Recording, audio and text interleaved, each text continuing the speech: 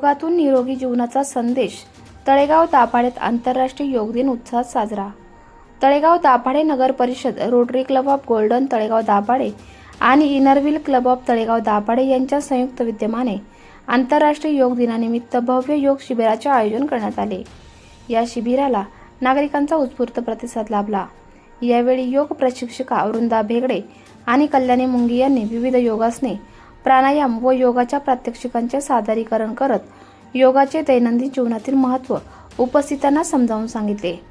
नियमित योगाभ्यासामुळे शारीरिक आणि मानसिक आरोग्य उत्तम राहते असा संदेश त्यांनी दिला.